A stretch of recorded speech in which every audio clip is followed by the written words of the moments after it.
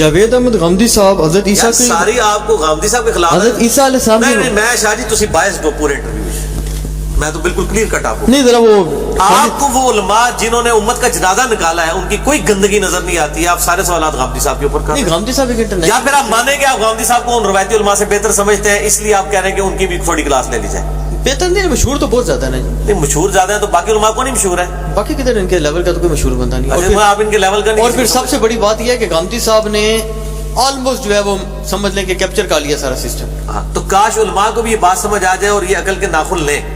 نہیں علماء دوستو سکپ نہ کرنا، پوری ویڈیو دیکھنا، پھر جا کے آپ کو ساری تقریر کی سمجھ آئے گی اور آپ کے سوال کا جواب بھی انشاءاللہ آپ کو مل جائے گا. علماء ایک دلیل دیتے ہیں نا کیا وہ کہتے ہیں جدھر جناب چسکے والی بات ہے جہاں مزے والی بات ہے لوگ تو ادھر جائیں گے. وہ کہتے ہیں یار ہم کہتے ہیں سختی کرو تو جناب آپ اب وہ کہتے ہیں جی غامدی صاحب عوام جو نوجوان سننا چاہتا ہے چیز جیسے میں نے آپ سے بات کی ہے کہ یار اس دور میں کیا یہ پریکٹیکلی پاسبل ہے کہ لڑکیاں عشق و شوقی نہ کریں؟ ہو سکتا ہے، ایک فطری بات ہے. اور جب کو ایجوکیشن کا سارا سسٹم ہے تو جناب جب ان کی انٹر مگلنگ ہو رہی ہے چلو غامدی صاحب اس کو کہہ رہے ہیں چلو کوئی بات نہیں ٹھیک ہے جناب مکس ہے. اب روایتی علماء کو کہیں جی چل بھی تو آواز کا بھی پردہ کر.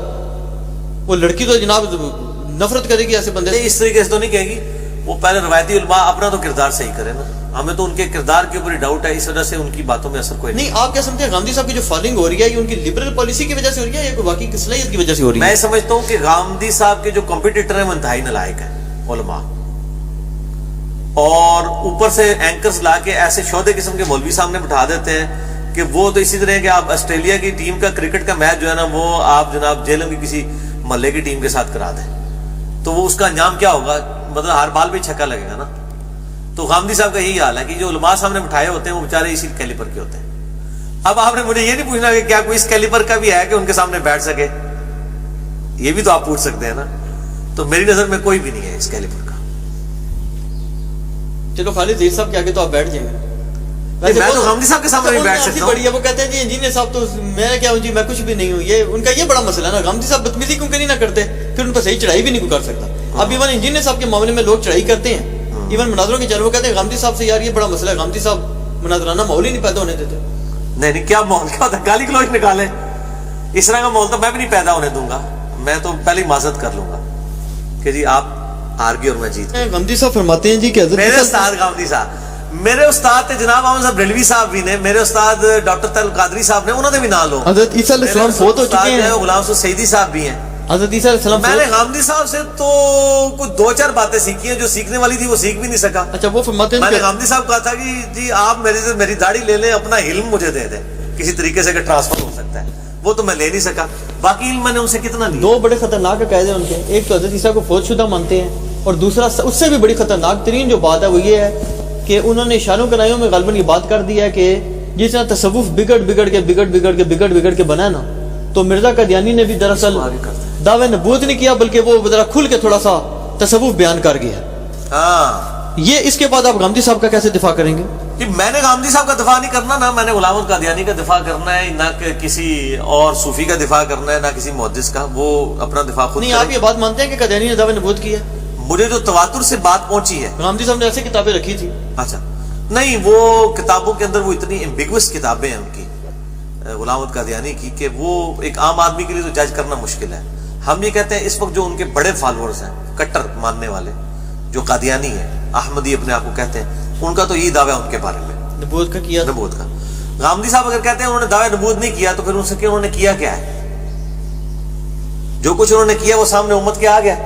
یا تو دعویٰ نبوت کیا انہوں نے یا وہ مجددیت والا جو ایشو ہے وہ جو لاہوری گروپ مانتا ہے.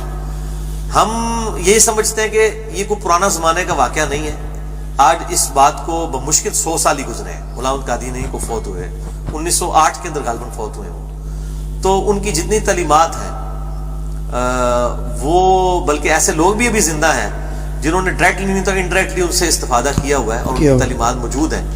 تو جن کو وہ صحابی اور تابعی بھی کہتے ہیں ان کے، تو ان کی تعلیمات تو بالکل واضح ہیں. میں نہیں سمجھتا کہ انہوں نے دعوی نبوت نہ کیا ہو، یقیناً کیا ہے. اور اس وقت جس طرح علماء ان کے سامنے آئے ہیں اور ان کا مقابلہ کیا ہے تو ان کی ایک کتاب آ جاتی جس میں وہ کہتے ہیں میں نے دعوی نبوت نہیں کیا. اس کے جواب میں وہ یہی کتابیں لکھتے رہے کہ آپ کے صوفیاء بھی یہ دعوے کرتے رہے. کشتی نوح میں انہوں نے اس قسم کی چیزیں لکھی. اچھا یہ بتائیں کہ کچے چھٹے کھولے. جاوید غامدی صاحب کے پھر سوال آ گیا, اب کیا کریں جی. انہوں نے کہا جی کہ یہ جی کوئی اور بھی اپنے چھڑول قسم دے علماء نے انہاں دے بارے بھی سوال کرو جو نا. روزے ہیں نا, یہ آپ اسٹوڈنٹ چھوڑ سکتے ہیں روزے, اچھا اس پہ بڑی بحث چلی ہے. اس طرح نہیں بیچ کی بات نہ کریں, کوئی پوری بات انہوں نے کی ہوگی, کیونکہ اس طرح کی بیچ کی باتیں میں بھی اٹھا کے اگر ڈسٹرب ہو رہی ہے تو اس کی وجہ سے روزے چھوڑے جا سکتے ہیں. میں آپ کو بتاؤں میرے بارے میں بیچ میں نے ابھی اہل حدیث کا کوئی ایک گروپ واٹس ایپ کا علماء کا بنا ہے, انہوں نے میرا چھوٹا سا کلپ 5 سیکنڈ کا جس میں میں نے حضرت معاویہ کے دفاع پہ وہ کلپ ریکارڈ کرایا ہوا ہے, مسئلہ 124 کا پورا کلپ ہے, کوئی 35-40 منٹ کا, جس میں میں نے اہل تشیع کا اعتراض پڑھا کہ وہ کہتے ہیں کہ علی کو دیکھو یہ معاویہ کو رضی اللہ تعالیٰ عنہ بھی کہتا ہے اور اس کی غلطیاں بھی بیان کرتا ہے, پھر رضی اللہ تعالیٰ عنہ کیوں کہتا ہے, تو وہ تو صحابی نہیں تھا. تو میں نے اس کے جواب میں حضرت معاویہ کی صحابیت میں رضی اللہ تعالیٰ عنہ دلیل پیش کی, اور میں نے کہا کہ میرا حضرت معاویہ کے بارے میں وہی عقیدہ ہے جو کہ اہل تشیع کے ہاں بھی پایا جاتا ہے. اور آگے میں نے کہا ناج البلاغہ میں حضرت علی کے خطبات موجود ہے کہ انہوں نے اس کو صحابی ٹریٹ کیا ہے.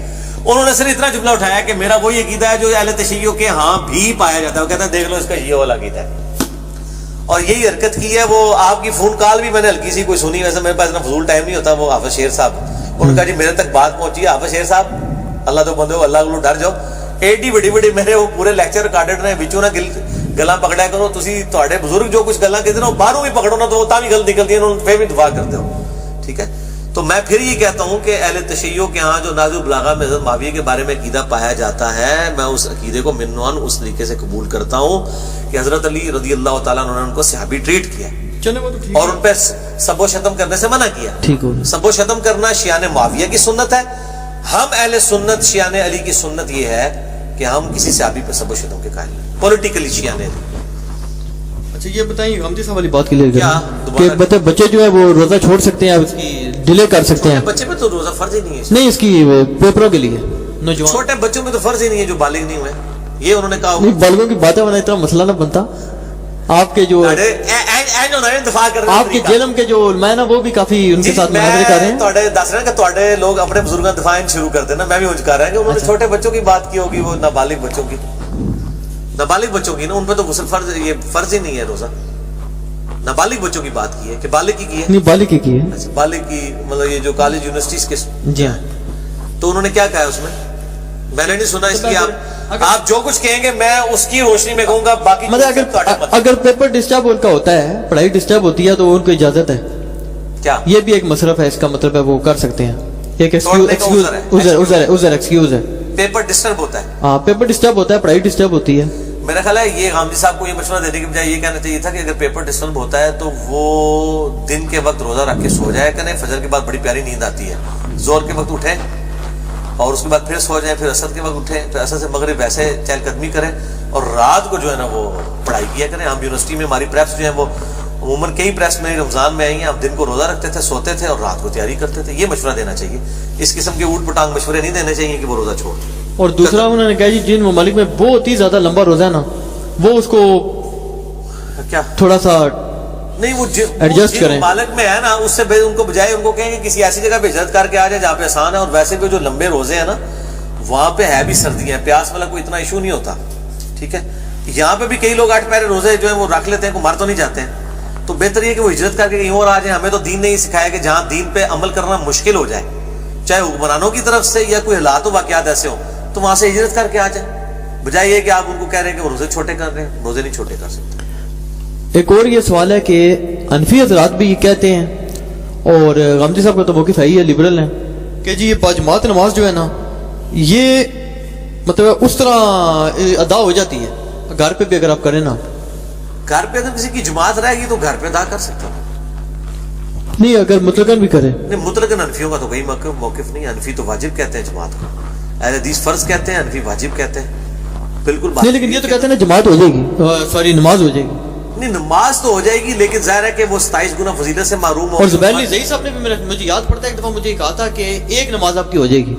نہیں نمازیں ساری ہو جائیں گی, یہ موقع نہیں ایک انہوں نے کہا تھا کہ مطلب 27 نہیں ملیں گے, ایک ملے گا.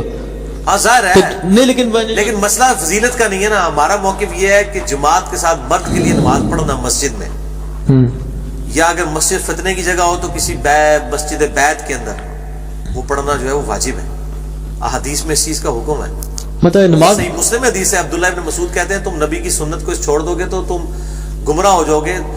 نبی علیہ السلام کے زمانے میں تو اگر کوئی جو ہے وہ ہوتا تھا مریض اور دو بندوں کے سہارے بھی چل کے آنا چاہتا تھا تو چل کے آتا تھا کہ اسے منافق نہ سمجھ لیا جائے.